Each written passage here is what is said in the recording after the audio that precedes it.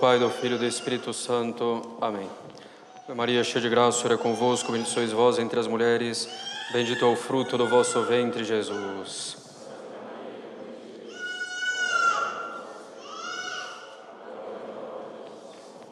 Podem sentar-se. Gaudete, iterum dico, gaudete.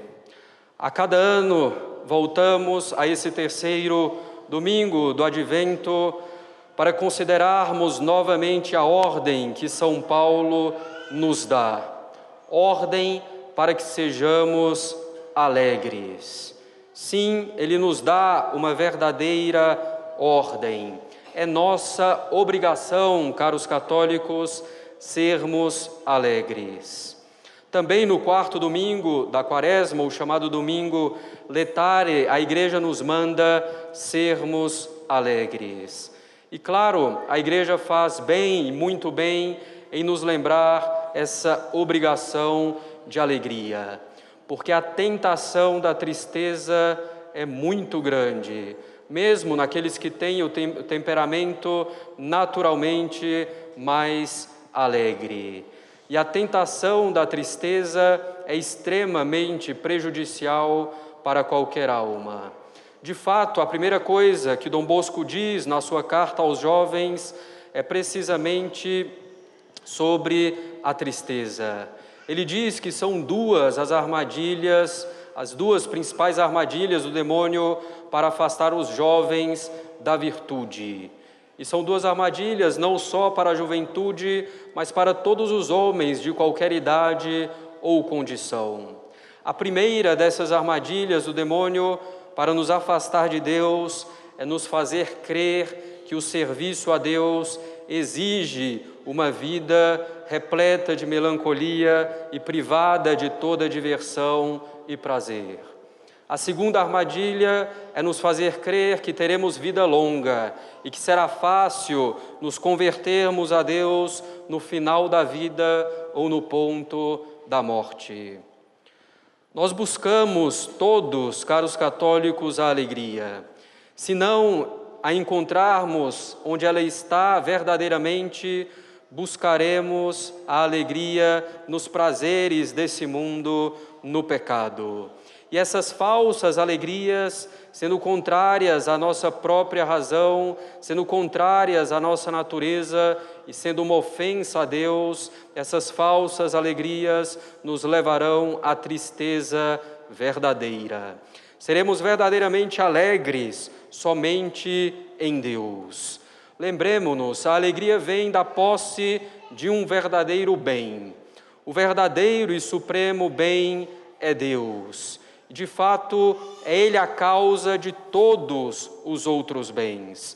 Seremos verdadeiramente alegres somente na medida de nossa união com Deus. A nossa alegria está na união com Deus, e ela é tanto maior quanto maior é a nossa união com Deus. Alegria e Deus não podem jamais ser separados. Deus é infinitamente alegre, infinitamente feliz desde toda a eternidade. Toda a alegria verdadeira vem de Deus e conduz a Ele. Alegria e virtude não podem, tampouco, serem separadas. Se pratico a virtude, se me esforço para isso, tornar-me-ei alegre com o tempo e cada vez mais alegre. Se busco a verdadeira alegria, buscarei necessariamente a virtude. Deus quer, efetivamente, caros católicos, que sejamos alegres. Toda alegria que vem separada da virtude é uma alegria tola e prejudicial para a alma, ofensiva a Deus. Toda alegria separada da virtude é uma alegria triste, porque afasta de Deus. Tampouco está a verdadeira alegria em brincar o tempo inteiro e desenfreadamente, sobretudo quando são brincadeiras inconvenientes. A alegria tampouco consiste em um humor piadista, que facilmente leva à falta contra a caridade ou que facilmente se torna um peso para os outros. A verdadeira alegria está em saber que nosso verdadeiro bem é a prática da virtude, é a união com Deus. E, de fato, praticarmos a virtude e buscarmos essa união com Deus. Assim, tudo que nos conduz à união com Deus deve ser para nós motivo de alegria. Uma verdadeira amizade, por exemplo, baseada na virtude e que leva à virtude. A contemplação da beleza da natureza que nos remete às perfeições do Criador. Também isso pode ser e deve ser para nós motivo de alegria. Se sabemos que tudo que nos conduz à união com Deus deve ser para nós motivo de alegria e procuramos viver assim, teremos grande alegria em meio às renúncias que deveremos fazer para alcançarmos a união com Deus. Teremos alegria profunda, mesmo em meio aos sofrimentos que teremos que padecer por Deus. Mesmo em meio às mais tremendas cruzes que teremos que carregar para nos assemelhar a Cristo. Se compreendemos que por meio de tudo isso estamos nos santificando, crescendo na intimidade com nosso Senhor, nos unindo mais profundamente a Ele, como não nos alegrar com uma alegria verdadeiramente espiritual? Como não nos alegrar, por exemplo, com as humilhações, calúnias e injustiça, quando tudo isso nos conforma a nosso Senhor? Claro, alegrarmos-nos com isso não significa que não vamos sofrer com essas coisas. São duas coisas distintas. Alegramo-nos precisamente porque sofremos por Cristo nesses casos. Como diz nosso Senhor, bem-aventurados os que choram, porque serão consolados, encontrarão alegria. Sim, sofremos, choramos, mas somos alegres porque esses sofrimentos bem suportados em união com Cristo nos levam a uma união com Ele ainda maior. Não confundir o sofrer bem ou o sofrer com alegria com o desaparecimento do sofrimento. Não, o sofrer bem ou o sofrer com alegria não anulam o sofrimento. Quem sofreu mais que nosso Senhor e Nossa Senhora? E quem, mesmo em meio aos sofrimentos, era mais alegre do que eles? Entendamos o bem que Deus quer que tiremos dos sofrimentos e nos alegremos neles, ainda que em meio a lágrimas. Essa, caros católicos, é a alegria dos santos, uma alegria tremenda nas coisas que são segundo Deus. Pensemos, por exemplo, em São Pedro de Alcântara, um dos maiores penitentes, um dos maiores ascetas que a Igreja conheceu. Ele dormia 1h30 por noite, sentado com a cabeça apoiada em um tronco. Durante anos, ele andava com pedrinhas na boca para mortificar a língua. Durante anos, mal comia e se aplicava à disciplina com frequência. Não pretendamos imitá-lo sem uma graça particular de Deus, sobretudo sem um bom aconselhamento de um bom confessor, de um bom diretor espiritual. Seu corpo parecia um tronco de uma árvore, de tal forma era magro e estavam à mostra as suas veias. Poderia, por acaso, ser feliz um homem assim, que renunciou a praticamente tudo? Poderia ele transbordar de alegria? Não seria um triste, acabrunhado, duro, desagradável? Ao contrário, dominava-o a alegria divina. Frei Pedro de Alcântara odiava a tristeza que ele chamava de mal babilônico, ou de outro modo, um mal demoníaco. Repelia o quanto podia esse mal do meio dos seus frades. não por meio de piadas o tempo inteiro ou brincadeiras, mas pela virtude, pela alegria sobrenatural. Caros católicos, a tristeza destrói tudo, tira as forças de nossa alma, é um dos grandes males e é a causa de imensos males. Devemos fugir da tristeza como da maior das pestes. A tristeza devora a nossa alma. Aquilo que a traça é para as roupas e o cupim para a madeira, a tristeza é para a alma. A tristeza corrói a nossa alma e a deixa inútil para tudo. Que bem se pode esperar de uma alma triste, o mesmo que se pode esperar de uma madeira destruída pelo cupim? Nada. A tristeza nos deprime as forças e vai nos afastando de Deus.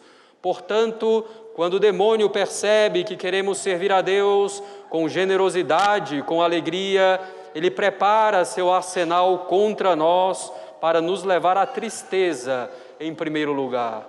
Muitas vezes não vai nos conduzir diretamente a um pecado grave, isso quer dizer, a um pecado mortal. Vai nos conduzir pouco a pouco à tristeza, ao desânimo, ao abatimento, para aí sim terminarmos caindo. Ele prepara então seu arsenal quando nos vê preparados para servir a Deus. Ele vai importunar nossa alma com os prazeres dos sentidos e abalá-la por meio da violência das paixões, nos levando à tristeza, nos querendo fazer crer que a alegria está aí em dar vazão aos prazeres dos sentidos. Tentará desviar a alma da virtude pelas contradições dos homens. Em seguida, virão as perturbações interiores, nos querendo fazer crer que servir a Deus é uma escravidão. Poderão vir todos os tipos de sofrimento, espirituais ou físicos, para nos levar à tristeza, ao abatimento, para nos fazer crer que a alegria não está em servir a Deus.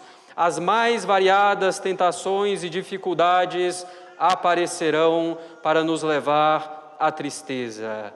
Pequenas coisas podem dar entrada à tristeza em nossa alma, caros católicos, e dominá-la se não estivermos vigilantes. Não deixemos brechas para isso. Não nos deixemos enganar pelo demônio e pelo mundo.